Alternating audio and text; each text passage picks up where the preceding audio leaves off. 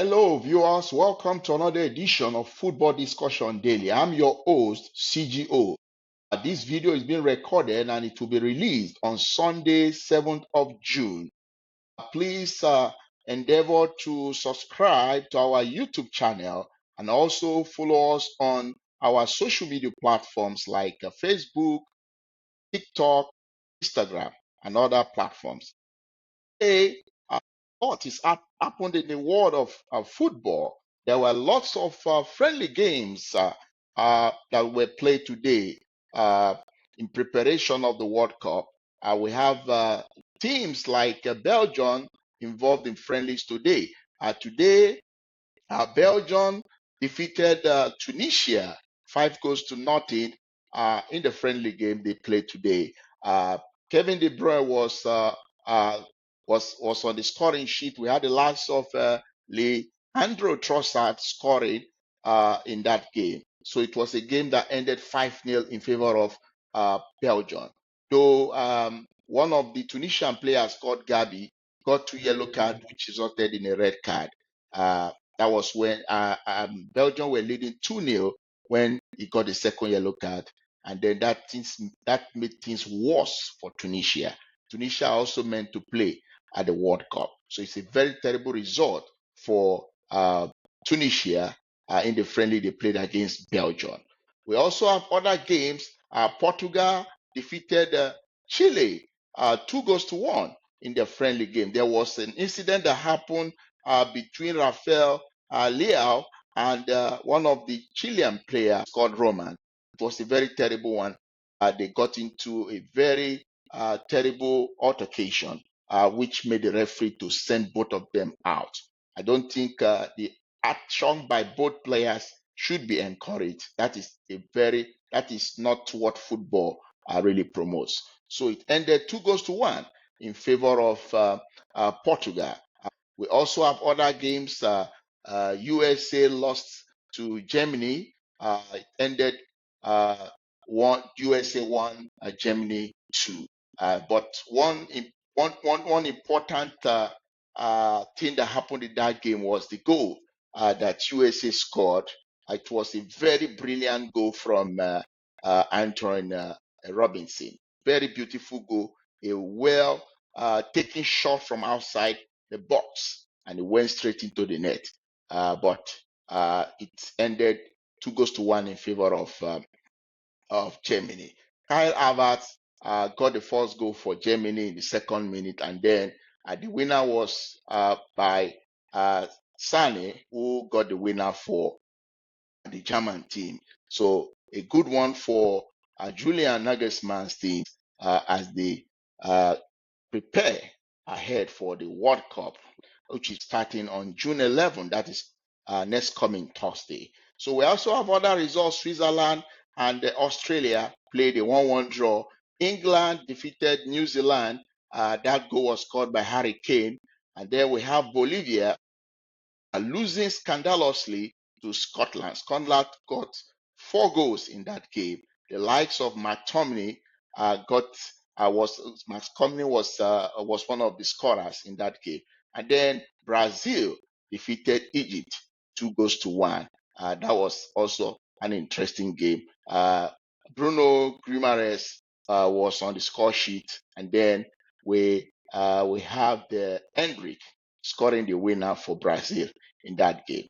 As we record this podcast now, Argentina are currently playing against Honduras. They are leading 1 goals to 0.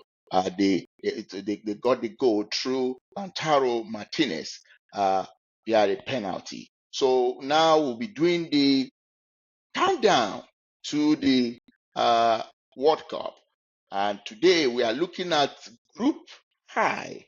Group I, we have France, we have Senegal, we have Norway, and then we have Iraq in this group. We'll start by talking about the French team. They call them the Les Bleus. The Les Bleus, they have won the World Cup twice, in 1998 when they hosted it, and then 2018 when the Russians hosted the World Cup. And they've gotten to the final of the World Cup on 4 occasions. Uh, what it means is that they won two and then they lost two World Cup finals. And those two World Cup finals they lost was in 2006 and then they won for 2022. So the one for 2006, they lost it to the Italians, the Azuris. And then 2022, they lost to the Argentine team, which had the likes of Lionel Messi in the squad. So the Le Bleu, they'll be making their 17th appearance at the World Cup at this coming World Cup. So when it comes to the World Cup, the French uh, have made their mark.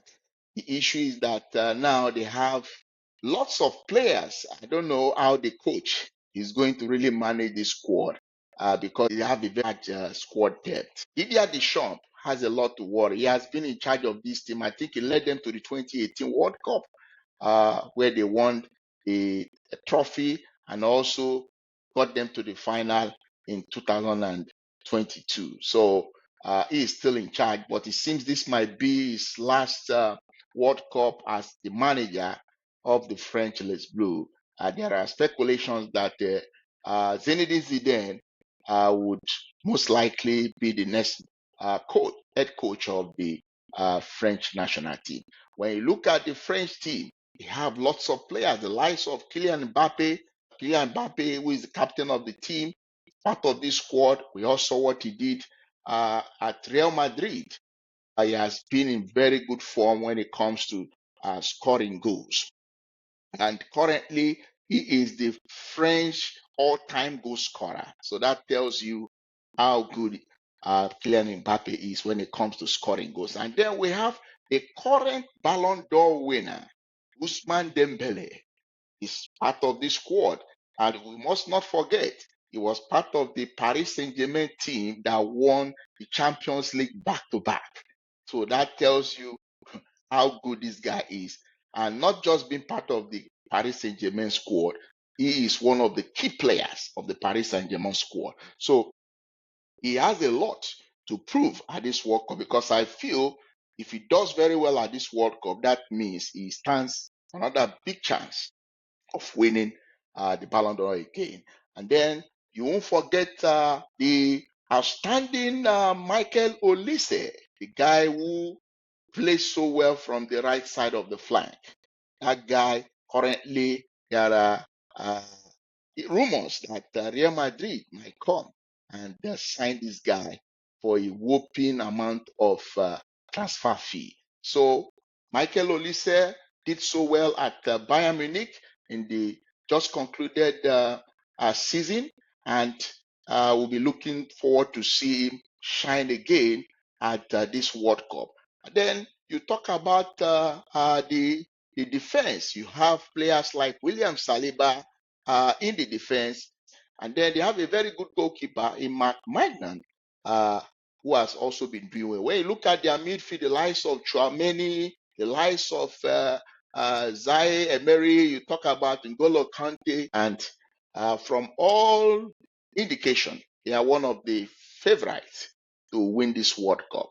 They got to the final of the last World Cup before now, and they lost via penalty to Argentina. This time around, they will try to see how they can push to see themselves win the World Cup. At least, if they win the World Cup this time, that means that will be their third World Cup in their football history, which is going to be something very remarkable. With the quality of players they have, I feel they have what it takes to go all the way. But you know, in football, it's not all about having the squad depth. Sometimes you also need the element of luck.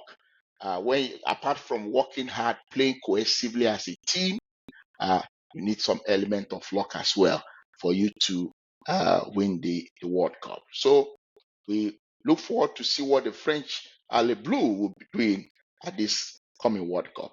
And now we'll move to Senegal. Senegal, they won the last AFCON, but after some time, CAF came and said no, they will strip them of the title because of what transpired in the final.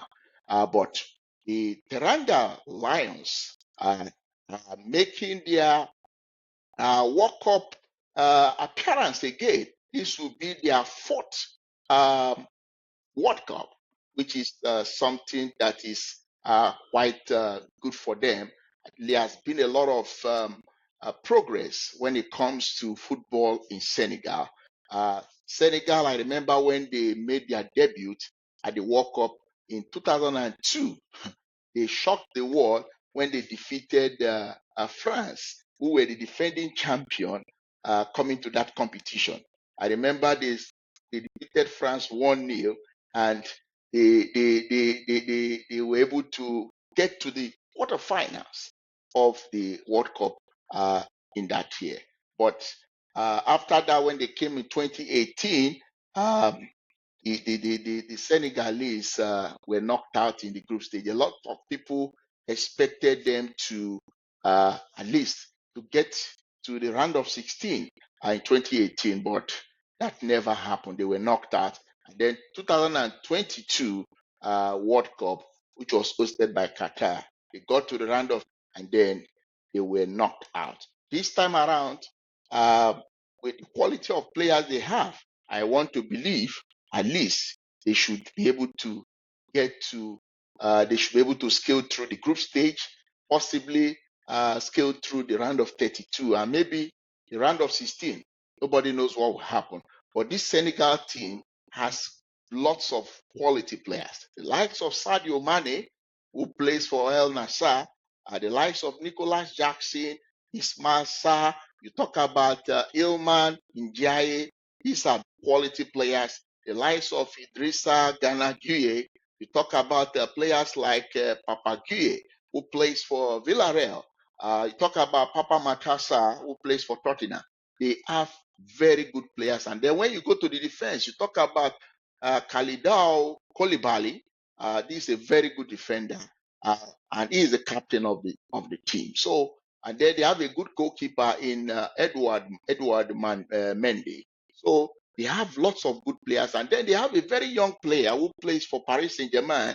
His name is called Ibrahim Mbaye.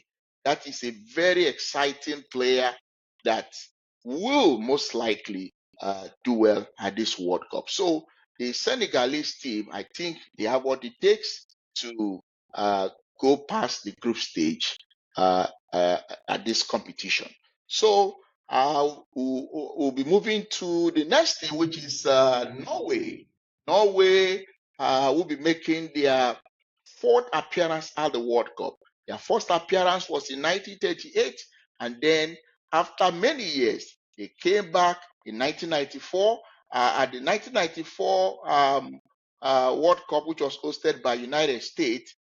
They were knocked out at the group stage. And then 1998 in France, I remember at that World Cup, they were able to, they defeated Brazil surprisingly 2-1, and they were able to qualify for the round of 16 before they were knocked out of the competition. This time around, they are coming back to the World Cup after 28 years. That's quite that's quite a long time. And now we're having players like Erling Haaland, who plays for Manchester City, coming to show what the quality is made of at this World Cup. And then we'll be having Martin Odegaard. What a beautiful midfielder, very creative, making his first appearance at the World Cup. Same thing applies to short all the players playing for Norway. This is going to be their first World Cup experience because it's been a very long time Norway played at the World Cup. And then we have players like Alexander Salot, who plays for Atletico Madrid. He's another good striker. Most likely, he might be deputizing Erling Haaland. That is, if they decide to play one striker.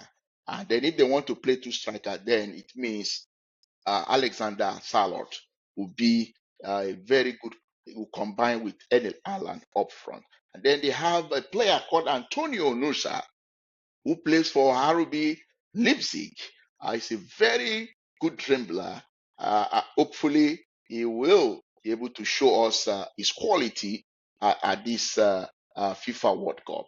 Then we must not forget about Oscar Bob, who currently plays for Fulham. Remember, he was a player of Manchester City before he moved to Fulham. So they have very interesting players who will be playing at this competition. In their defense, we have the guy they call Christopher Ayer, who plays for Brentford.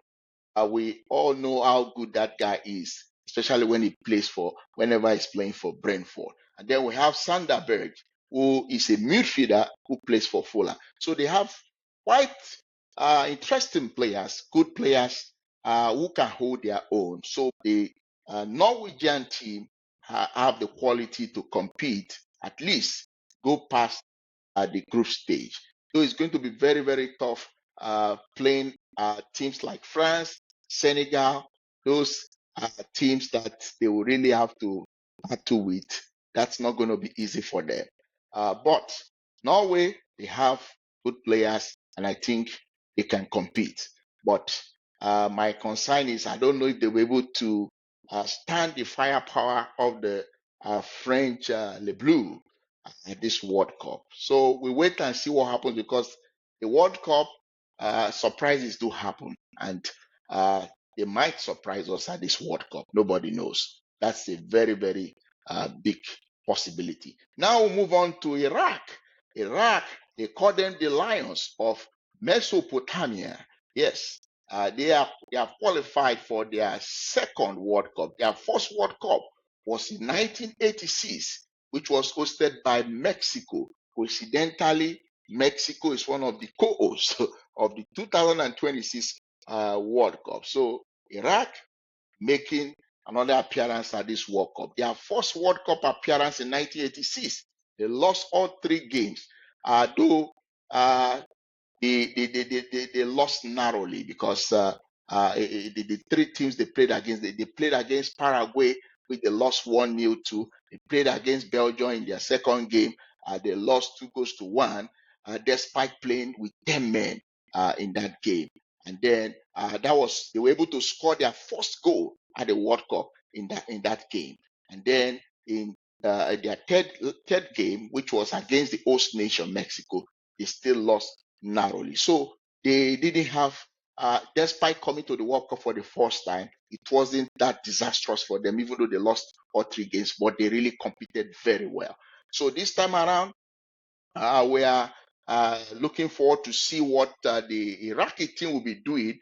They are being coached by an Australian called Graham Arnold. Graham Arnold is the coach of Iraq. I think he was appointed in May of 2025, and he was able to help the Iraqi team qualify for this 2026 World Cup. Remember, they played in the playoffs against Bolivia. A lot of people were expecting Bolivia, being a South American team, to have an edge, to have upper hand against the Iraqi team. But the Iraqi team surprised everyone. They defeated Bolivia 2-1 in that playoff game. So the Iraqi team will be playing at this World Cup, and players like Ayman Hussein, people will be looking forward to see him lead the attack of the Iraqi team. And then the midfield area will be having a player called Amai Hal Marie. He will be playing in the midfield of the Iraqi team. And then they have one of their players who plays for History Star. His name is Ali Hel Hamadi. He will be one of those players that we'll be looking out for to perform at this coming World Cup. So if I'm to make my prediction on how these four teams will finish at the end of the group stage, I think France will finish first in that group. I'll be tipping Senegal to finish second, and then Norway come third, and then it's going to be Iraq finish at the bottom of the table. Please, I would like you to share your own thoughts on how you think these four teams will finish at the end of the group stage. Endeavor to make your comment. Also help us to share our videos on all our platforms. And thank you very much. Bye for now.